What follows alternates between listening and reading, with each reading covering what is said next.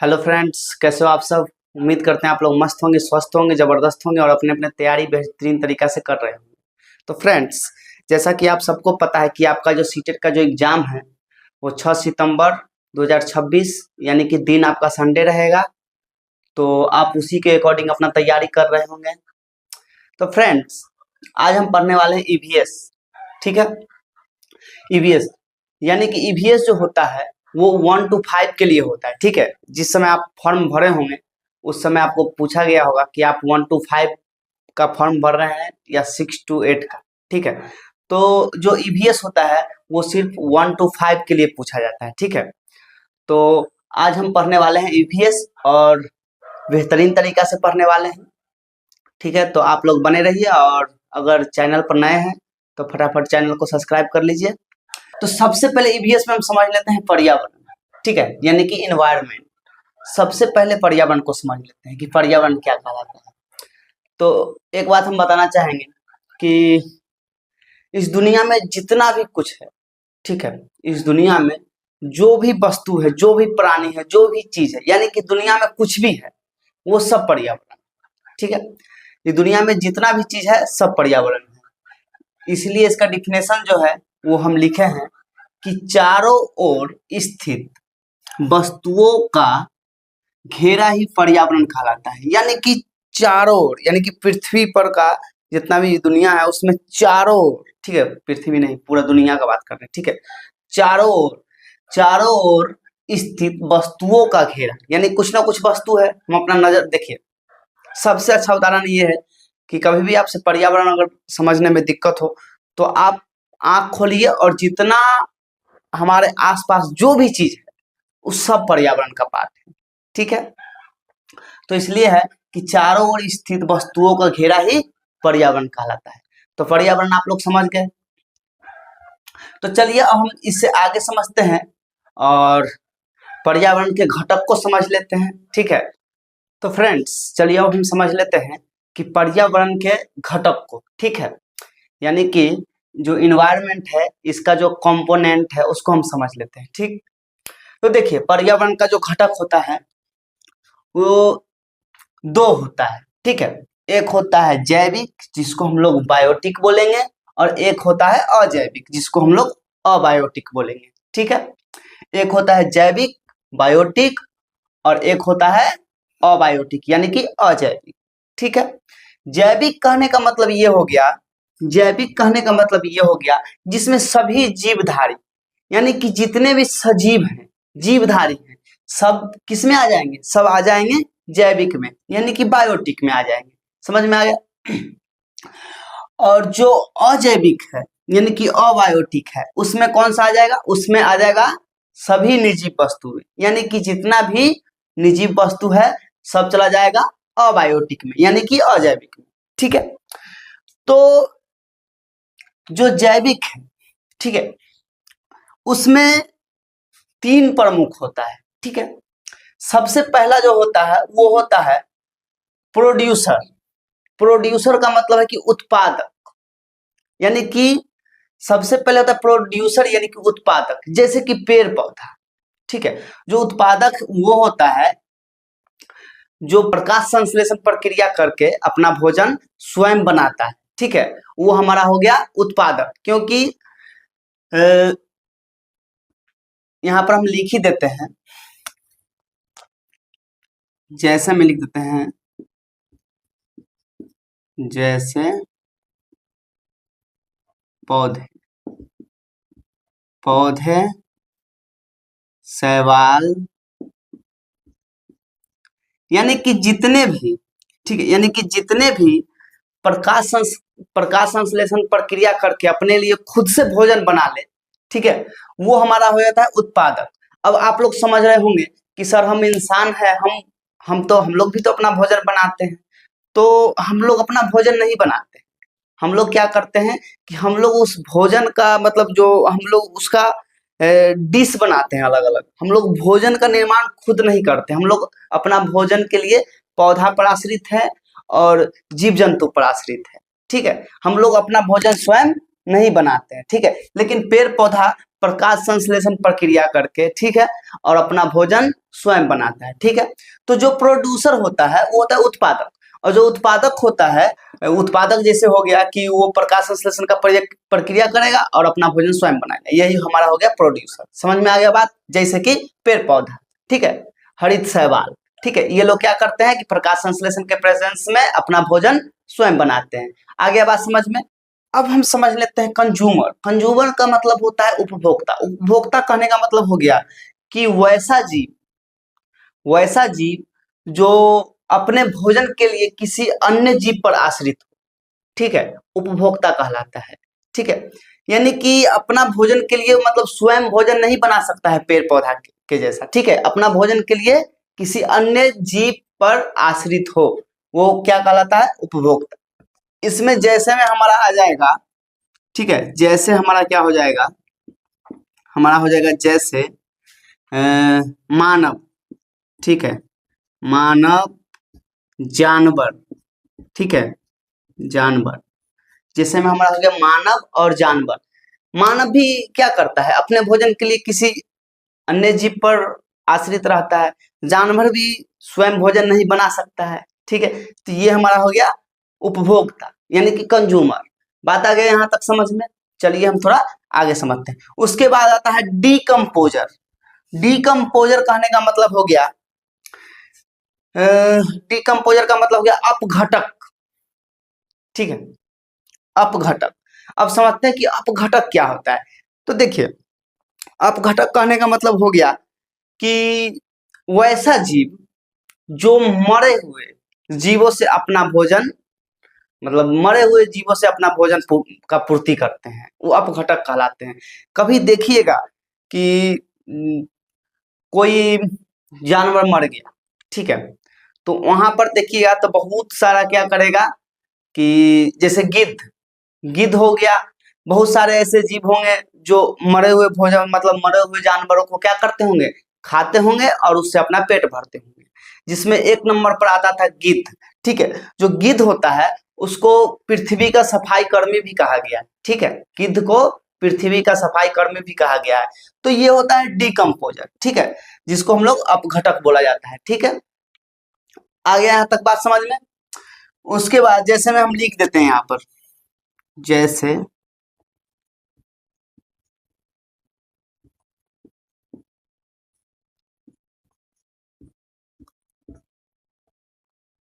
जैसे गिद्ध, ठीक है, गिद्ध हो गया। और भी बहुत सारे ऐसे जीव हैं जो कि मरे हुए जानवर से अपना भोजन क्या करते हैं, मतलब पूर्ति करते हैं, ठीक है। तो ये बात आप लोग यहाँ पर समझ गए। उसके बाद देख लीजिए, तो हम लोग जैविक को समझ गए, यानी कि जैविक यानी कि बायोटिक को समझ गए, ठीक है। बायोटिक में क्या होता है? बायोटिक जो होता है उसमें 3 प्रमुख है। पहला प्रोड्यूसर यानी कि उत्पादक, दूसरा कंज्यूमर और तीसरा डीकम्पोजर, ठीक है। जो उत्पादक है वो अपना भोजन स्वयं बनाता है, अपने भोजन के लिए किसी और चीज पर आश्रित नहीं रहता है, ठीक है, जैसे में पेड़ पौधा, हरित शैवाल इत्यादि। और जो कंज्यूमर है, उपभोक्ता है, वो अपना भोजन के लिए किसी दूसरे जीव पर आश्रित रहता है, ठीक है, जैसे कि मानव, जानवर इत्यादि। उसके बाद डीकम्पोजर यानी कि उसको बोला जाता है अपघटक, यानी कि किसी भी चीज को मरे हुए जीवों से अपना भोजन मतलब ग्रहण करना, ठीक है, अपना भोजन का पूर्ति करना, वो हो जाता है डीकम्पोजर यानी कि अपघटक, ठीक है। तो ये बात यहाँ पर समझ गए आप लोग। उसके बाद हम ये समझते हैं कि जैविक तो समझ गए, अजैविक को समझते हैं, अबायोटिक। जो अबायोटिक होता है वो क्या होता है कि एक होता है प्राकृतिक और एक होता है कृत्रिम, यानी कि निर्जीव वस्तु। आप कभी भी दुनिया में देखिएगा तो या तो सजीव होगा कोई भी वस्तु, मतलब कोई भी सजीव का तो अलग पार्ट्स हमारा हो गया, जैविक में आ गया, ठीक है। अजैविक में देखिएगा या तो वो प्राकृतिक होगा यानी कि नेचुरल होगा, या फिर क्या होगा? कृत्रिम यानी कि आर्टिफिशियल होगा, ठीक है। 2 ही चीज होता है। जो प्राकृतिक जो होता है वो क्या होता है कि वो कैसे बना, ठीक है, और उसके बारे में किसी को पता ही नहीं चलता है कि कैसे बन गया, ठीक है। ये प्राकृतिक यानी कि मान लीजिए कि भगवान इनको बना दिया किसी भी चीज को, जैसे कि सूर्य, मिट्टी, जल, हवा, ये सब हमारा हो गया प्राकृतिक, ठीक है, यानी कि नेचुरल हो गया। और आर्टिफिशियल क्या हो गया? आर्टिफिशियल यानी कि जैसे ये हमारा पेन हो गया, मार्कर हो गया, बोर्ड हो गया, लाइट हो गया, ठीक है। तो ये सब हमारा आर्टिफिशियल हो गया, कृत्रिम हो गया, ठीक है। तो जो निर्जीव वस्तु जो होगा वो दो ही फॉर्म में आएगा, एक तो होगा प्राकृतिक या फिर होगा कृत्रिम, ठीक है। जो प्राकृतिक होगा इसमें हम कुछ नाम लिख देते हैं, जैसे में सूर्य, ठीक है, जैसे में हम लिख देते हैं सूर्य, सूर्य, चंद्रमा, चंद्रमा और भूमि, भूमि, पहाड़, यानी कि इतना सीधा सीधा चीज समझिएगा कि जिस चीज को इंसान नहीं बना पाएगा, ठीक है, जिस चीज को इंसान नहीं बनाया है वो सब हमारा प्राकृतिक है, जिस चीज को इंसान बना लिया है वो चीज हमारा कृत्रिम है, आर्टिफिशियल है या फिर मानव निर्मित है। आगे बात समझ में। अब इसमें भी हम कुछ लिख देते हैं, जैसे कि हमारा हो गया घर, ठीक है, घर, कलम, गाड़ी, गाड़ी, कुर्सी, ये सब क्या है? ये सब हमारा हो गया कृत्रिम, आर्टिफिशियल, ठीक है। तो उम्मीद करते हैं आपको ये सब बेहतरीन तरीका से समझ में आ गया होगा, ठीक है। तो अब थोड़ा और आगे कर लेते हैं, ठीक है, और इसको थोड़ा और आगे समझ लेते हैं। पर्यावरण के घटक यानी कि कंपोनेंट ऑफ इन्वायरमेंट, ये हम लोग समझ चुके हैं, अब हम समझने मतलब आगे समझने वाले, ठीक है।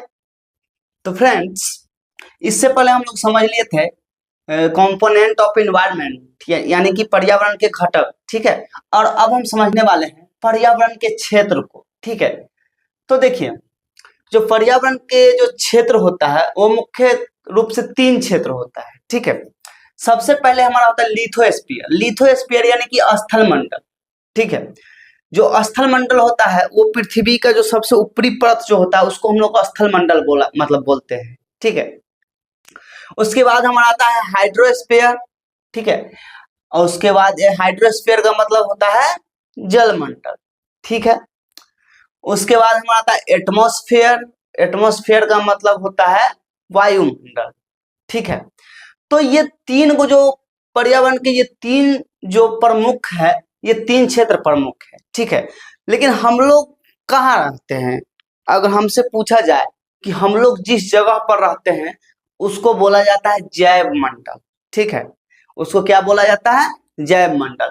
मान के चलिए कि एक सेकेंड, ठीक है, मान के चलिए कि ये हमारा हो गया स्थल मंडल, ठीक है, ये हमारा हो गया स्थल मंडल, ठीक है, ये हमारा हो गया स्थल मंडल, ठीक है। और एक हमारा हो गया जल मंडल, मान लीजिए जल मंडल, ठीक है, जल मंडल। और एक जो हमारा हो गया,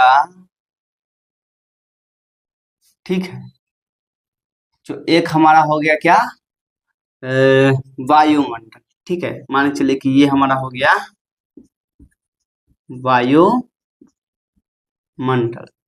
ठीक है, ये हमारा हो गया वायुमंडल, ठीक। तो हम लोग कहाँ रहते हैं? तो ये जो पार्ट्स है बीच वाला, ठीक है, ये जो है जहां पर जल, वायु और स्थल तीनों मिल जाए, ये हमारा हो गया जैव मंडल, ठीक है। ये हमारा क्या हो गया? ये हमारा हो गया जैव मंडल, ठीक है। हम लोग यहीं पे रहते हैं, ठीक है, हम लोग कहाँ रहते हैं? जैव मंडल में रहते हैं, ठीक है। तो लिथोस्फीयर क्या होता है, हाइड्रोस्फीयर क्या होता है, एटमॉस्फेयर क्या होता है, इसको हम थोड़ा और डिटेल में पढ़ लेते हैं, डिफिनेशन के साथ पढ़ लेते हैं, क्योंकि ये चीज आपसे पूछ दिया जाएगा एग्जाम में, ठीक है। तो इसको थोड़ा डिटेल में हम पढ़ लेते हैं, ठीक है। तो पर्यावरण के क्षेत्र, थोड़ा सा इसको थोड़ा डीप में पढ़ लेते हैं। तो फ्रेंड्स अब हम समझ लेते हैं कि लिथोस्फीयर, ठीक है, यानी कि स्थल मंडल को थोड़ा समझ लेते हैं डीप में, ठीक है। तो देखिए पृथ्वी की सबसे ऊपरी परत, ये क्या है, पृथ्वी की सबसे ऊपरी परत, यह पृथ्वी का 1/3 भाग में, यानी कि 29% भाग पर फैला हुआ है। कितना परसेंट पर है, 29% भाग पर क्या है, फैला हुआ है पृथ्वी का, ठीक है, हमारा जो स्थल मंडल है, ठीक है, यानी कि 1/3 भाग पर, ठीक है, फैला हुआ है। तो इसमें बताया गया है कि चट्टान और खनिज का निर्माण, जो हमारा स्थल मंडल होता है उसी में क्या होता है कि चट्टान और खनिज का निर्माण होता है, ठीक है। उसके बाद यह मृदा की पतली परत से ढका होता है। जो हमारा स्थल मंडल होता है वो क्या होता है कि मृदा का जो, मृदा मतलब समझते हैं ना, मिट्टी, ठीक है, उसका जो पतला पतला परत होता है उससे ढका होता है। यानी कि कभी भी हम अगर धरती को अगर खोदेंगे तो उस पर मिट्टी का परत रहता है, उसके बाद ना उसका खुदाई होता है। तो वही बात बता रहा है कि यह मृदा की पतली परत से ढका होता है, ठीक है, ढका हुआ है, ठीक। उसके बाद इसमें पर्वत, पठार, घाटी, मैदान आदि मिलते हैं। यानी कि स्थल मंडल पर ही हमको क्या क्या देखने के लिए मिल जाएगा, जो भी पर्वत है, पठार है, घाटी है, मैदान है इत्यादि, सब कहाँ मिलेगा, तो ये सब हमको मिल जाएगा कहाँ, स्थल मंडल में, ठीक है, यानी कि लिथोस्फीयर में मिल जाएगा हम लोग को, ठीक है। तो ये बात आप लोग यहाँ पर समझ गए आप लोग यहाँ पर, ठीक। तो चलिए इसी के साथ हम थोड़ा और आगे समझ लेते हैं।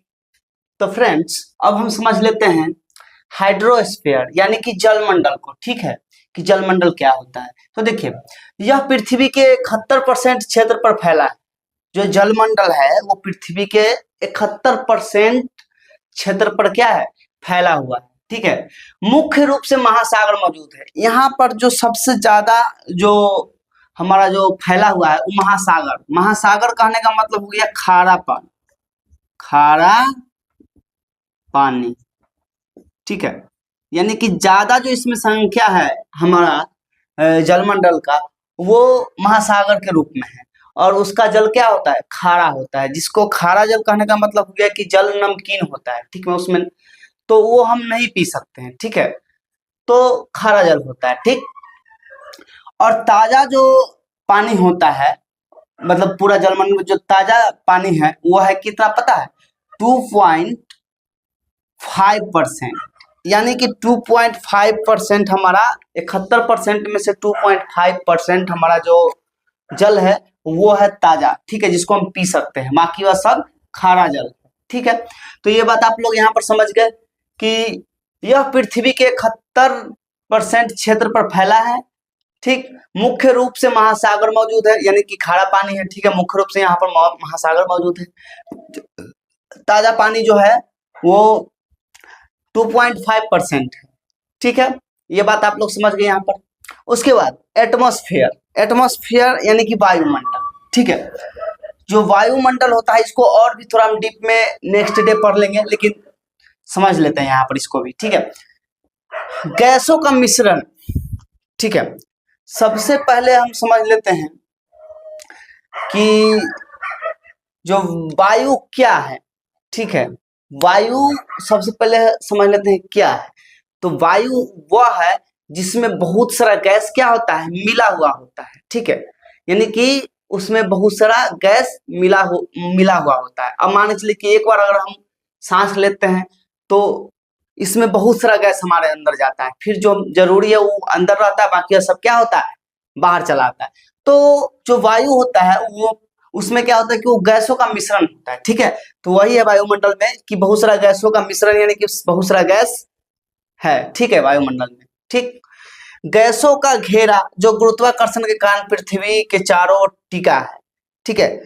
देखिए जो गैस का एक ऐसा घेरा जो गुरुत्वाकर्षण, अब आप लोग को भी पता होगा कि हमारा जो पृथ्वी है उसमें गुरुत्वाकर्षण बल है, ठीक है, और इसका खोज न्यूटन ने किया था सेब के माध्यम से। ये बात आपको अच्छे से पता है, आप लोग 10th में पढ़े होंगे, ठीक है।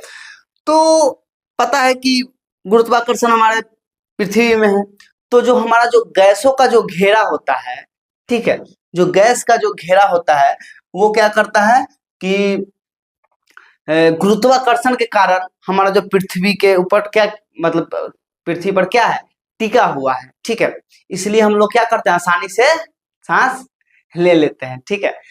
तो ये बात आप लोग समझ गए। चलिए अब मिलते हैं नेक्स्ट क्लास में।